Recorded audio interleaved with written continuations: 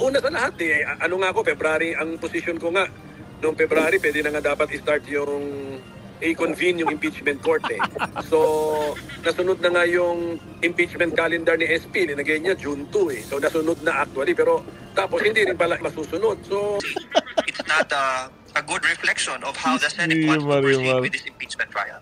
Sir, clarification. But I hope that they will uphold their constitutional duty to proceed with trial forthwith. Hindi ko alam kung tactic po nila yun, pero may delay talaga. We can't afford dramatic changes during sa mga time na to. Hindi maliting. Ang update is napag-usapan din namin yung oath niya at pag-usapan daw nila ng lawyers niya kung paano gawin yung kanyang oath. Pero initially ang sinabi niya, I want set me free and I will take an oath. Yan yun. Yes. Good morning mga kasama. Nandito na naman si Kuya Goods nagbabalik. At syempre, kung di ka pa nakasubscribe sa ating channel, pa-subscribe na lang po at hit mo na rin yung bell para lagi kang updated sa ating mga video. Kaya naman pala, takot na takot. May bago naman pakulo. Kaya pala hindi itutuloy ang impeachment. Ito ho ang usapin ngayon dito mga kasama. At pagpapasya sa priority bills daw ang uunahin. Kaya inurong sa June 11 ang paghahain ng itong impeachment. Anak ng bugi naman. Paghahain pala ay pagsisimula pala ng impeachment. Tapos na ang impeachment. At ito, Atty. Guanzon. Haharapin si Dilimaw. Si Dilima. Kung sakaling matuloy itong impeachment.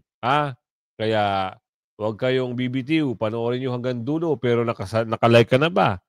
Like nyo muna yung video natin mga kasama. At subscribe muna rin. Share muna rin. At i-bell all nyo para nakakatanggap kayo ng notification araw-araw. Ito na ang pag-uusap dito. Kaya naman pala, huli ka, Balbon? Kaya naman pala takot at takot itong si BBM at Marcos administration na ituloy pa ang impeachment trial ni Vice President Sara. Ay marami palang hawak na dokumento at ebidensya. Mga pasabog si Vice President Sara. Natural! Kaya na matapang yan si BP Sara dahil marami siyang alam. Lalong-lalo na dito. Kay Bungit-ngit at kay Balulong. At tapos naman, sausaw pa lang sausaw ito si Delaylay. Kasama yung Boknoy. Nakasalamin. Gusto nyo ma-impeach si BP Sara, ayaw na nga ng mga senador. Ang kukulit nyo. Antitigas ng panga nyo. Bakit ayaw nyo itigil yung impeachment na yan? Pagpatuloy nyo na lang ang trabaho nyo, mas maganda pa.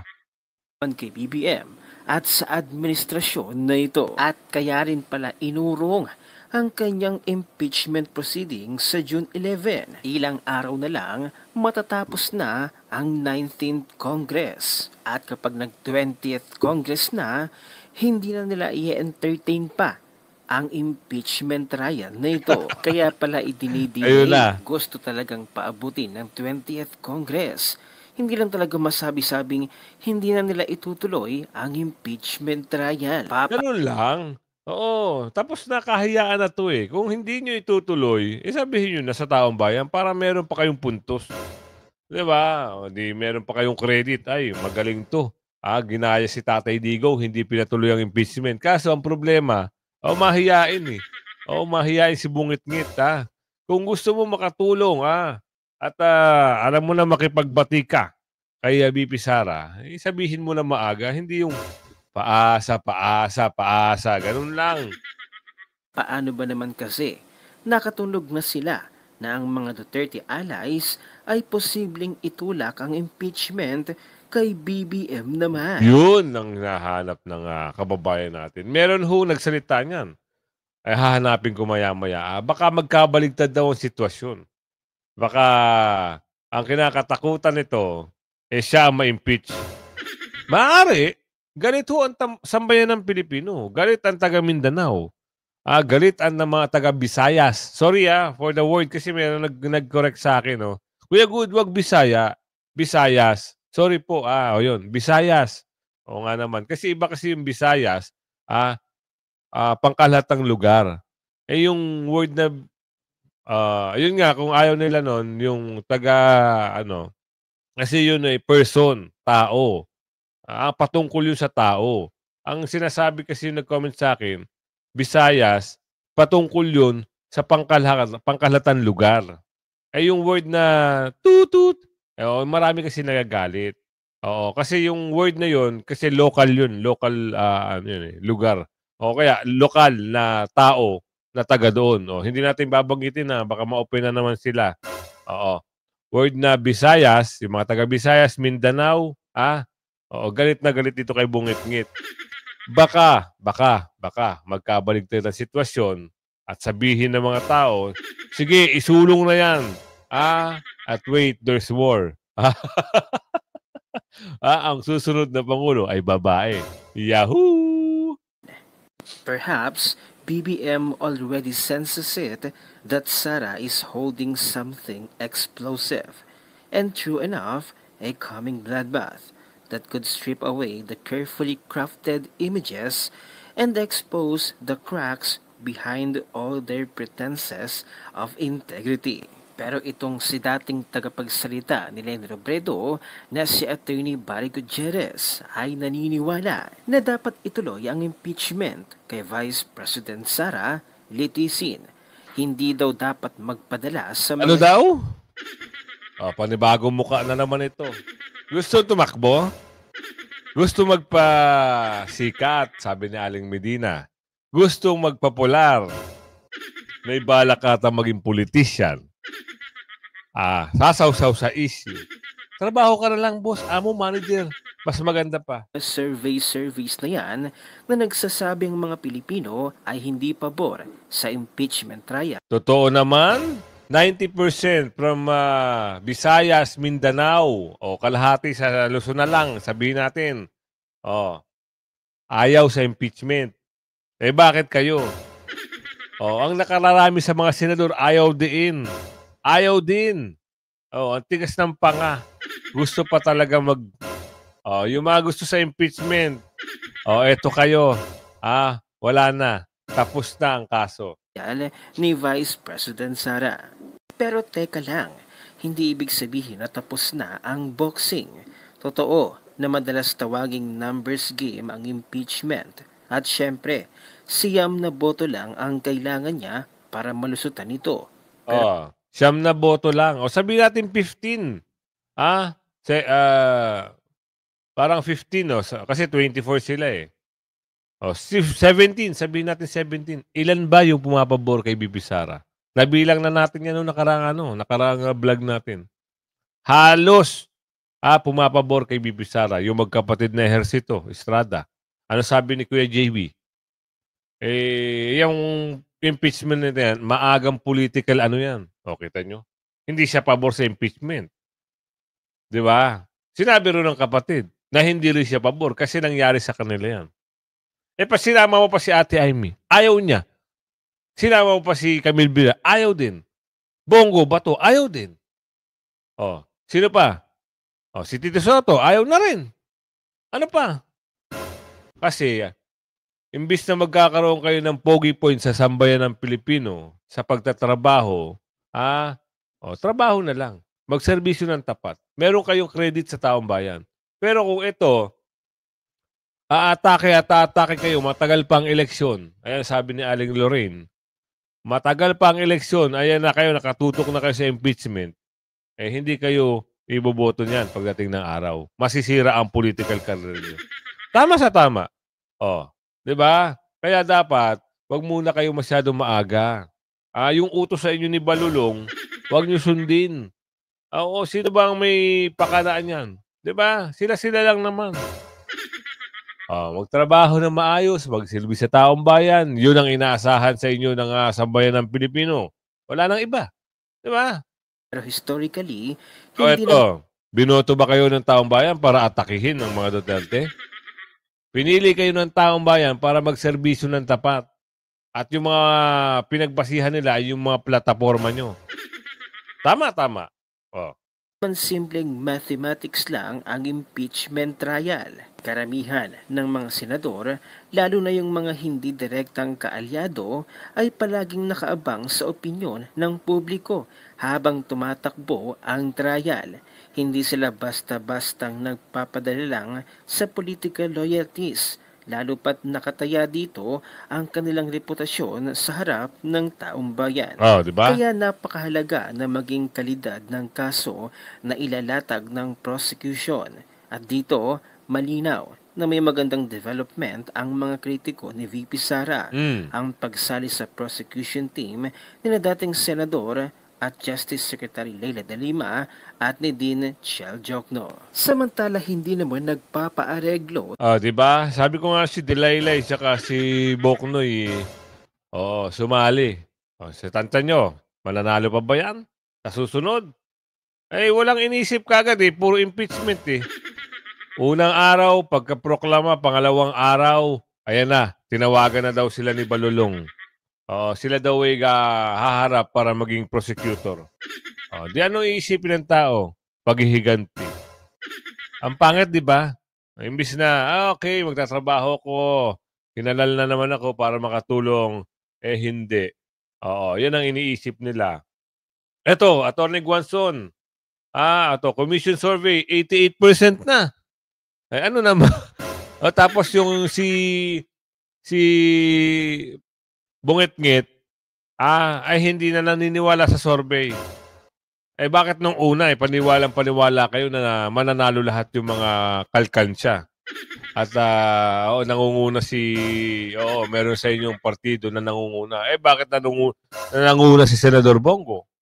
Tapos ngayon, ayaw nyo na maniwala sa survey? Pasok mo, anong balita rito? Matapos lumabas ang isang survey na nagsasabing marami sa Pilipino ang ayaw na ma-impeach si VP Sara, nag-commission survey naman ang kampo ni Martin Romualdez ng kaparehong tanong. Dahil commission survey, ano ba ang aasahan na magiging resulta ng survey na ito? Siyempre pabor sa kanilang naratibo. Ayon kasi sa Pulse Asia survey, 28% lamang ang gustong ma-impeach si VP Duterte, pero sa komisyon ng... Kita nyo? Halos, 70, ang laban dito, 70-30. Di ba? 28 ang gusto ma-impeach si VP Sara. Almost 72% ayaw ma-impeach si VP Sara. Ibang klase. Tapos yung mga si Boknoy saka si Delilah, sumausaw. At yung mga gusto at pumabor sa pirma na nangyari noon, eto, sampal ito sa inyo. Survey na ito, Pulse. Di ba? Ng Strat-based group, 88% daw ang nagsasabing dapat matuloy ang impeachment. Ayon kasi sa ulat ay, karamihan daw sa mga Pilipino ay naniniwala na kailangang harapin ni Vice President Sara Duterte ang mga impeachment complaint na inihain laban sa kanya. Ito ang mga natuklasan na inilathala ng social weather stations noong Biyernes, May 30, 2025 batay sa isang survey na kinumisyon ng consultancy firm na Strat-based group. Ginawa umano sa buong bansa ang commission survey mula May 2 to 6, 2025, isang mataas na 88% sa 1,800 na respondents ang nagsabi na dapat tugunan ni Duterte ang mga singil sa impeachment, sagutin ang lahat ng alegasyon na may kinalaman sa katiwalian at linisin ang kanyang pangalan. Samantala, kinikilala daw ni Leila de Lima ng party list group na ML ang mga chismis na maaaring hindi Chismis lang pala. Huwag natin pag-aksayan ng panahon yan dahil chismis lang yan. Doon tayo sa makatotohanan at magandang balita, magandang impormasyon. Pag-asa sa priority bills dapat unahin kaysa sa impeachment. Yan ang dapat. Hindi yung impeachment na yan. Maraming nakatutok dito sa gusto mangyari ng mga bakulaw na ito Pero hindi sila uusa dito. Marami na nagpatunay. Ilan ang dating senador, yung mga nakaupong senador.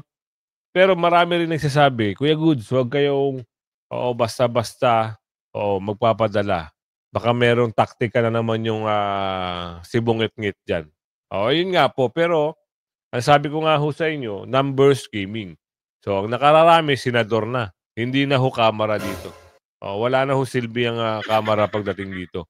Sila lang, magkakaroon lang sila ng mga prosecutor na nakaside sa Kamara. O kilala nyo naman yung mga nagmamagaling sa magaling. O yung gumamit ng mga tao para maging panalo sa kongresista.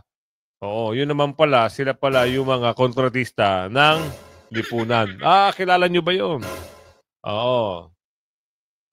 Unahin natin to. While among the functions and the responsibilities of the Senate is to act as an impeachment court, the primary mandate is to legislate, to craft and deliberate and pass laws that promote the general welfare of our people.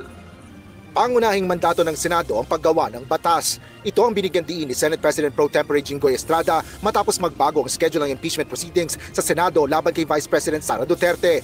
Kasunod dito ng pagpapaliban ni Senate President Francis Chis Escudero ng pagbasa ng Articles of Impeachment sa June 11 na naunang itinakda sana sa pagbabalik sesyon ng Kongreso sa Lunes, June 2. Hudyat ng pagsisimula ng impeachment proceedings sa Senado ang pagbabasa ng Articles of Impeachment na susundan naman ang pagkukonvene o pagtitipon ng mga senador bilang impeachment court. Ayon kay Senador Escudero, kailangang unahin ang pagpapasa ng parehong kapulungan ng Kongreso ng priority measures bago ang sine die adjournment ng Kongreso sa June 14. Suportado ni Senador Estrada ang desisyong ito ni Senate President Escudero.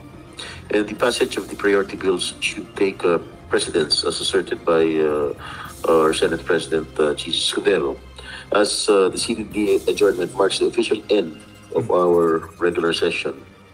And alinsunod din ito sa napagkasundoan sa LEDAC meeting na binubuo ng executive, ng legislative, kasama na rin yung House of Representatives at Senate.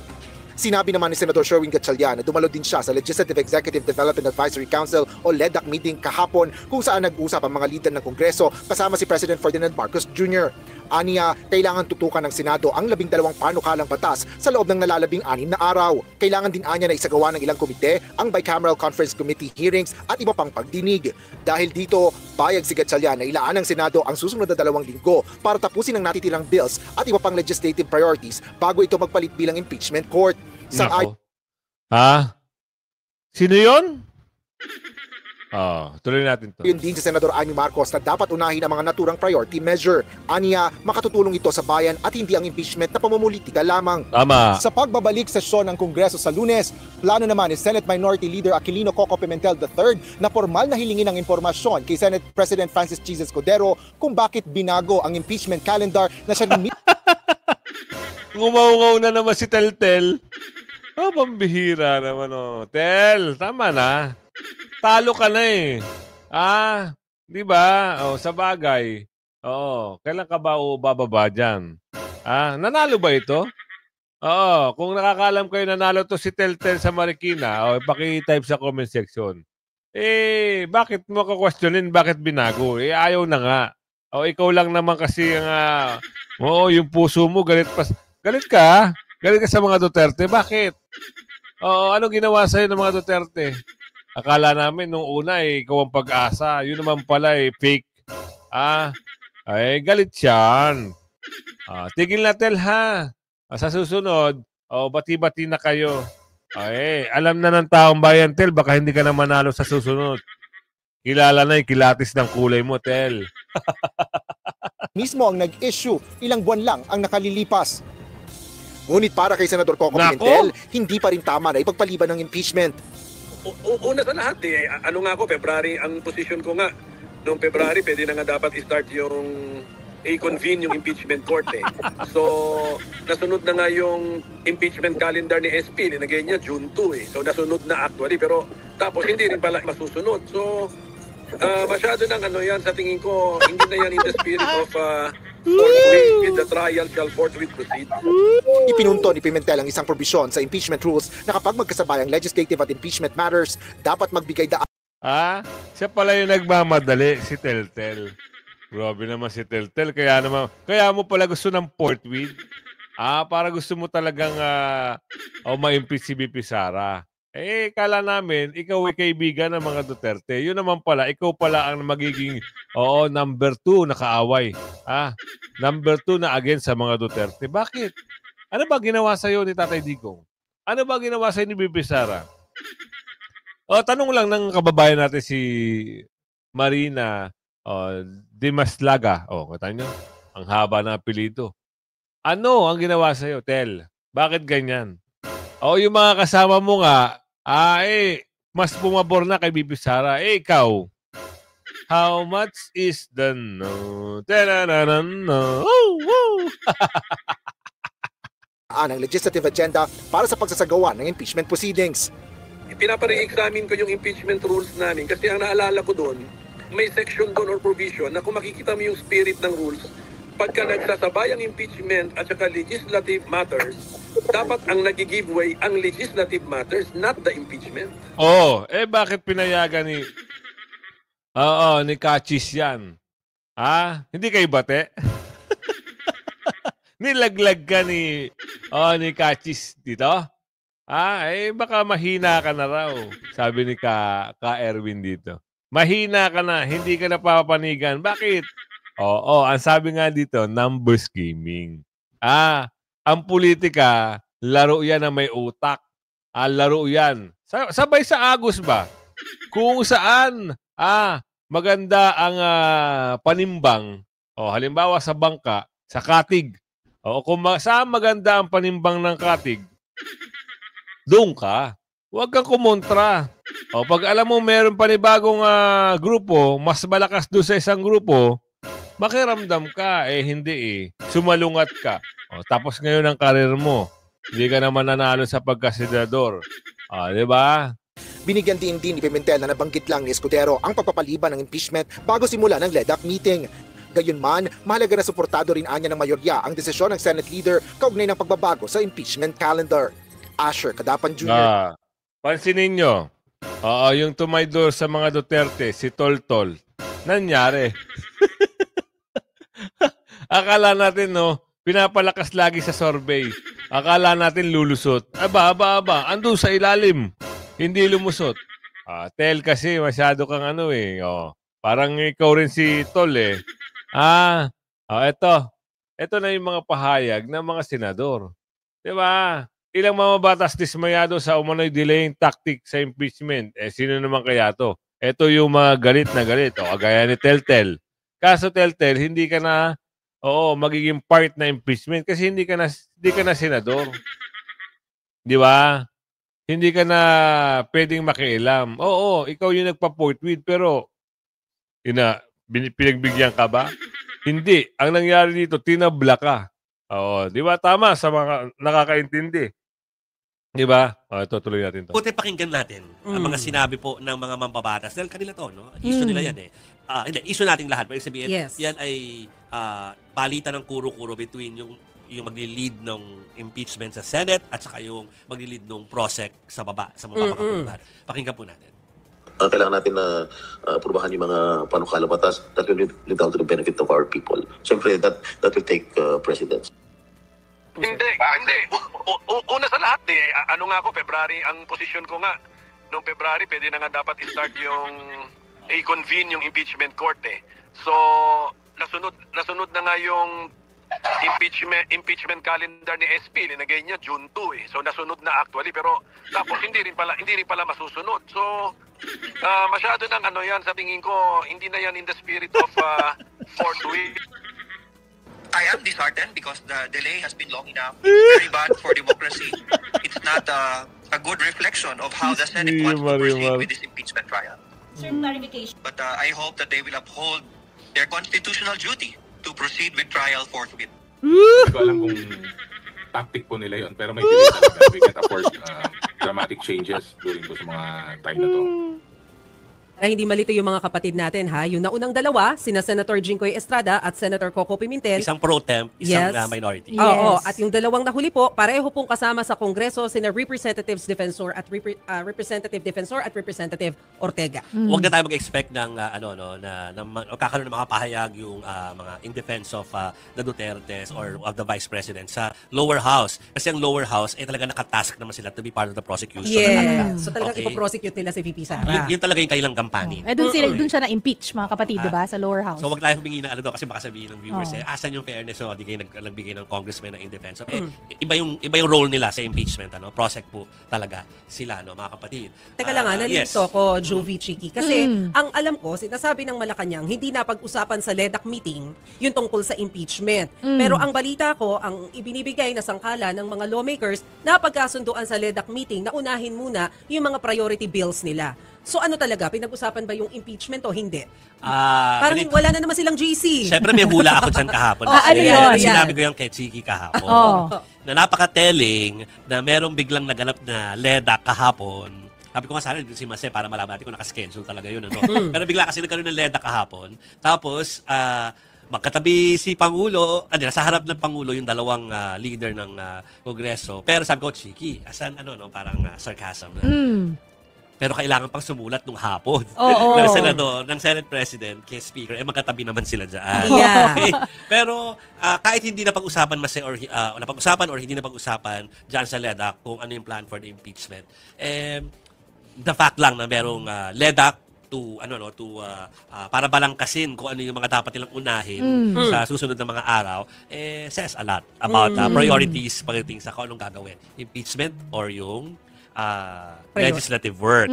Nasabi ko nga kay Mase kanina, siguro pwede lang sabihin in public, pero ako bilang 2 beses na po ako nag-cover ng impeachment, ay masasabi ko na napagsasabay po yung Yes. Na nangyari na before. Diba? Kaya hindi ko rin... Bakit ng problema nangyari? Bakit parang pumapabor na lahat kay BP Sara? Eto si BP Sara sa dahig kasama si kanyang mother dito Ano ang inyong makikita at matutunghayan? Ito ay panayam kay BP Sara. Alamin natin. At marami na hong mga senador ang nagsipunta para bisitahin si Tatay Digong doon. Ruled by destiny, and I am here because of my destiny, whether rightly or wrongly. Yun ang sinabi niya. And isa pang update is napag-usapan din namin yung oath niya at pag-usapan daw nila ng lawyers niya kung paano gawin yung kanyang oath. Pero initially ang sinabi niya, I want set me free and I will take an oath. Yan yung Yes! Meron pong kanta ang mga Pilipino para sa iyo. Wamang Inday! Inday Sara para sa Presidente! Ang saya natin, Meron ng boses dito, Presidente. At narinig niyo yung sinabi kanina, oath siya, may mensahe. Magandang mensahe yun. Iyak na naman yung mga bakulaw dito. Iyak na naman yung mga bulagang dito. Nakakatawa sila. Ito, mas magandang pakinggan. Ang sarap sa tenga na makakalabas si Tatay Digong para mag-oath. Sana Pilipinas na. Sa Davao. Sa Davao na ang flight. Mabuhay ka, ma'am. Mabait sila. Mabait talaga kayo. Sobrang formal na yung ngayon. Na-briefing naman. One question, ano tingin niyo sa bagong Duterte Street from Duterte Park and Duterte Forest? What do you think of the Duterte Street? Well, unang-una, mas okay dito dahil merong shade, no? So, importante sa amin ni Alvin ang aming cuties. Dahil unang-una, mataas ang incidence ng skin cancer. At pangalawa, mahirap na magdagdagan ang mga melasma natin. So, okay siya. At mas palagay ko lang, maganda din siya dahil nakikita siya ng mga dumadaan na mga sasakyan. So, meron tayong increased awareness. Kasi doon, konti lang ang dumadaan na sasakyan at hindi nakikita by the street yung ginagawa. At marami pang pwedeng gawin, posibleng gawin na dito dahil mas malaki yung area. Ma'am, pwede ba additional, ma'am? Kasi naghihintay po ang taong bayan kung kailan daw makakauwi si PRRD. Actually, lahat tayo, no, nag-aantay kung kailan makauwi si President Duterte. At yun yung tinatrabaho ng kanyang mga lawyers na sana ay mangyari at the soonest possible time dahil kaming mga tiga Davao City ay kailangan namin ng mayor namin. Yes! Ma'am, welcome back. We love you. Thank you. I'm happy to be back with all of you dahil lahat naman tayo dito ay nagpapakita ng suporta kay dating Pangulong Rodrigo Duterte. Kaya masaya ako na makasama kayo ulit. Although hindi natin gusto na pabalik-balik tayo dito sa The Hague, Netherlands dahil malungkot ang dahilan kung bakit tayo nandito lahat. Pero masaya din ako dahil nakikita ko yung bayanihan ng Filipinos at yung pagkakaisa natin sa kagustuhan natin na ibalik si Duterte at ibalik ang tunay na pagbabago. Yes. Mama, po ka, ma'am. Thank you. And lahat kayo ay invited bukas sa ating rally, ICC, Send Duterte Home, 9 a.m. to 12 noon sa Lanbanregan. Oh, sige, kayo na magsabi. Mahirap siya i-pronounce. Doon tayo. Pwede ba? Ma'am, paperma daw. Balik talaga din ang pilmara sa iya. Anak, hilingkod yun na, Ma'am Bibi. Fresh good yapon ka, Bibi. Always and forever. Nagpalit pa akong sera dito mo ni mo. Ma'am, thank you so much for giving us hope, really. Dapat magkuana lang ka. Endorsement mo. Model ka sir. Anong gwapa si Ma'am Bibi na original look? Ring original kay. Correct. Welcome back, Ma'am Elizabeth. Dili na ta matingalang anong gwapa si Vice President Sara Duterte, ring original Usually ba sa anak gani sa mother-daughter, di ba lagi mas maganda yung anak kaysa nanay, pero sa ating kaso hindi mas maganda yung nanay. Yes. Sabi ni Mayor, sabi niya mas liwat. What is liwat in? Kahawig. Sa papa niya. Sa papa ugali. Ano pang masabi mo dyan? Mura na yung pirma? Gwapa dyan si Ma'am. Ano po daw, Ma'am? Anong pangalan niya, Ma'am? Ay, hatangin niya sa ako, Thank you. Ano pangalan niya, Ma'am? Pangalan daw, Ella. Maraming salamat. Salamat sa iyo. Napakasimple, no? Kita mo, pati yung nanay, pati BP Sara, mga kapatid, si Baste, si Pulong, si Omar, yung bagong konsihal lang Davao. Di ba napakasimple lang nila? Ang sarap talaga pag yan ang mga namumuno. Kita mo, parang magkakaibigan lang na nagkakwentuhan dyan. Eh, hindi ka gaya doon sa isa nakaupo. Hindi mo malapitan. Ha? Eh dito, walang mag-iisip na Vice President yan. Oh, nagpunta ng iba't ibang lugar sa Qatar. Ganon din.